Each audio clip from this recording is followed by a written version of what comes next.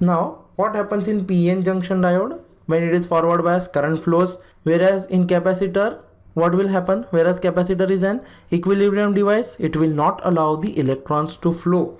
That means this oxide layer will act as an insulator and it will not allow the movement of electrons from this side to the other side. So it will not allow the movement of electrons in the MOS capacitance. Now this condition, when you have all the bands at the edge of the oxide as flat, is called as flat band condition. That is, when your applied voltage is 0 to the MOS capacitor, the condition at equilibrium when you are making EF and EF of semiconductor and metal to be the same, then that condition is called as flat band condition. Now when we are applying a voltage, in this case the voltage is 0 to the MOS capacitor. Now if I am applying the voltage, if you can say positive terminal is applied over here and negative we are applying over here, or we can say V is less than 0 with respect to p-type semiconductor. Now what are the components in this? You can say this is the conduction band energy, this is the valence band energy, this is the Fermi level, and you can say this is the intrinsic level, right? And EFP, F the p-type, Fermi level for p-type. Now if I am providing negative charge over here, electrons in the metal will try to move away from the negative charge, and since it is positive they will try to move on the other side. So what will happen, this energy level which was initially at this point has been shifted to the above point.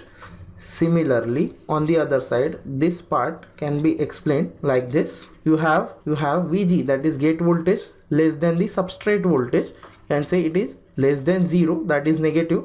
So if p-type, you have holes as the majority carriers, so what they will do, they will accumulate at the surface of the p-type substrate. This is called as accumulation. You have metal, oxide, semiconductor. What will be done? Holes will be accumulating near the oxide layer. This is your oxide layer.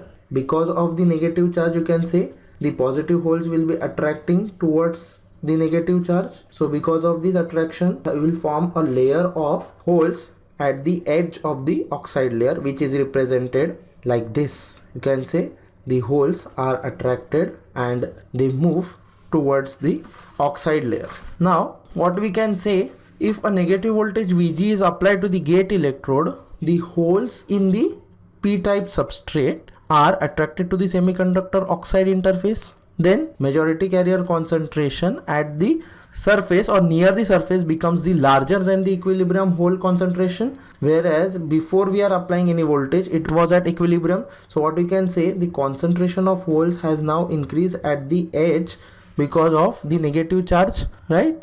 Hence this condition is called as carrier accumulation at the surface. You can note that in this case oxide electric field is directed towards the gate electrode. What you can say, in this case your oxide layer is directed towards the gate. You can say it is getting directed towards the gate because of the positive charge over here.